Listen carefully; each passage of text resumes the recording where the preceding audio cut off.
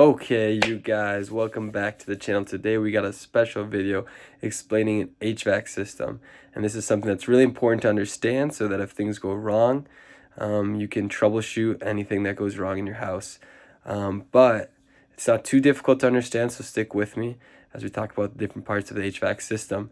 Now, HVAC stands for heating, ventilation, and air conditioning, and this is basically what's going to keep you nice and toasty warm during the cold winters, and it's gonna also keep you nice and cool during the hot summers, right?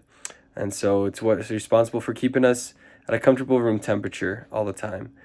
We're gonna start talking about the core of the HVAC system, and this is called the furnace, right? So when you're heating air, it all gets heated through the furnace, and it can be heated through burning fuel, or electricity.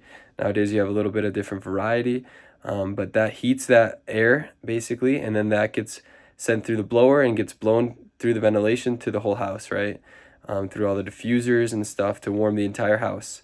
So it's a pretty basic system, right? Now, when you get into the cooling, there's a little more parts to it, right?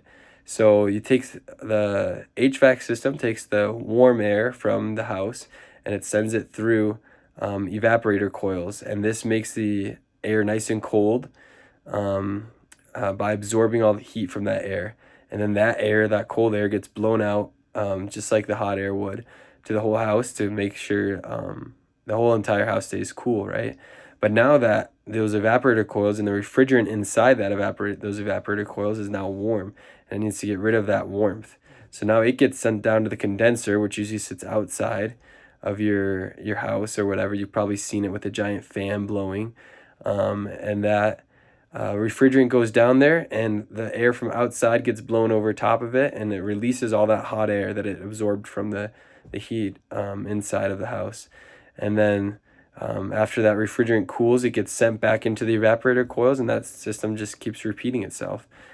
So that's very helpful to understand if something goes wrong, or why is my AC not working. You can think about that process and maybe troubleshoot a little bit more, right? And then the last part that I'm going to talk about in today's video is the thermostat, and that is how you communicate with your HVAC system.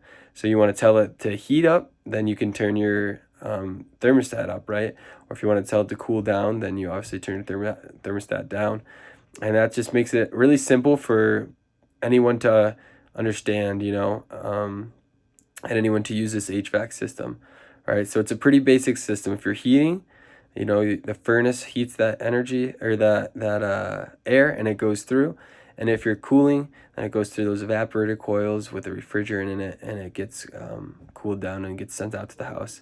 So I'm very grateful for HVAC systems. We all should be, and we're grateful to live in a place that has these, right? Because not everywhere in the world has them. So basic understanding of HVAC, and I hope to see you guys back on my next video. Like and subscribe for more content. Peace.